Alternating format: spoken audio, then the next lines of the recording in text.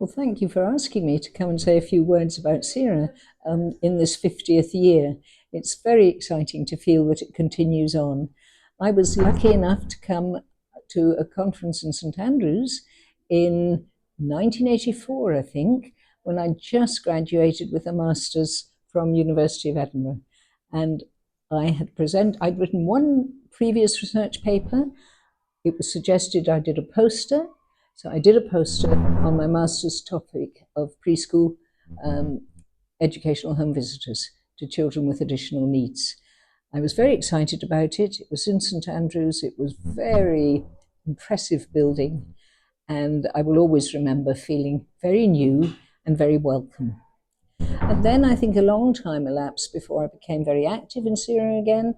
And that came about because I joined Edinburgh University and began to be an active researcher again.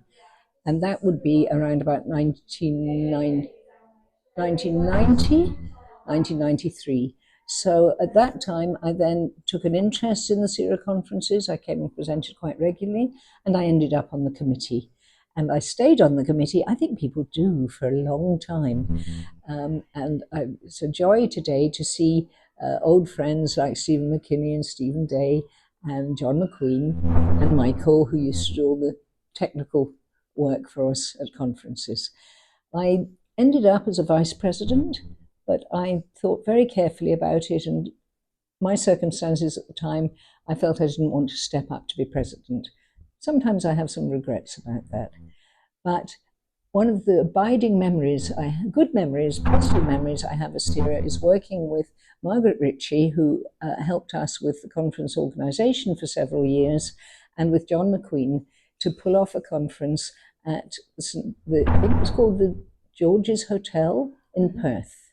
And it was a lovely venue. We went there for a number of years. A particular conference, we thought we would like to do something a little wider than education. And so we very specifically invited speakers who took different perspectives. So we had Guy Claxton as a developmental psychologist, and he addressed the question of a curriculum for excellence. And it was just around the time of that launch of the curriculum, and he challenged the notion of excellence as a concept that could work for everyone. We also had a speaker who worked in the prison service, and we had Pat West, who talked about his longitudinal study from MRC in Glasgow.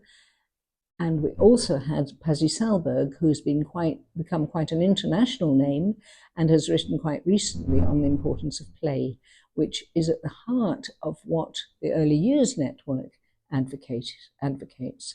So for a long time, we had an Early Years Network. I was a member of that. And then it kind of faded as the people who were running it retired. So Stephen came along and said to a number of us in early years, can we rejuvenate it? And I've been involved in that since we refounded the Early Years Network. It's very active, it's very vibrant. We've done a research education bulletin for SERA, and we have regular events and speakers, and a very good mix of researchers, practitioners, and policymakers in early years. So I think it's here to stay. So my 3 words for SERA now, I think, would be inclusion, community, and a sense of feeling supported in important research into education in Scotland. Could you explain a little bit more about why you think these 3 words is really Well, inclusion, for me, was as a researcher, you can be very isolated in what you do. And I think that's why I link it with community, because SERA was always very welcoming. You didn't have to feel like a first-time stranger. The minute you arrived, there would be somebody who was looking out for you and who drew you in. And that's not always easy to find. But the community part also comes a little bit, I think, from my own feeling that early childhood education is often at the periphery of education. It's less valued, it's not seen to be so important. And yet, for me, people further up the system, if you like, the very language thing further up suggests there's more importance the older a child or a pupil gets. But for me, unless we get things right in the early years and we have a strong foundation, then the efforts of later phases of education are on fairly fragile ground. And it's now widely known that what's achieved in the early years actually stays with you for life.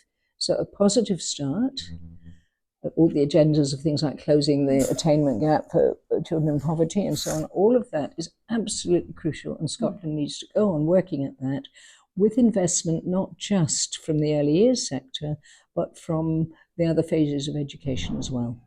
So, yeah, so inclusion, community, and now I can't even think...